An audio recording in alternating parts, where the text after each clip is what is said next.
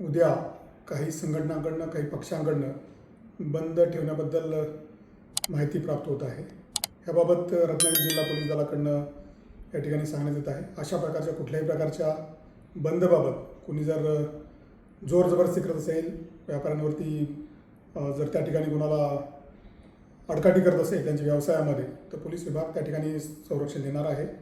मला सर्वांना या ठिकाणी आवाहन करायचं आहे की कुठल्याही प्रकारे अशा प्रकारे व्यापाऱ्यांवरती जोर जबरदस्ती करू नये आणि त्या ठिकाणी अशा प्रकारचा कायद्याने सुव्यवस्थेचा प्रश्न निर्माण करू नये।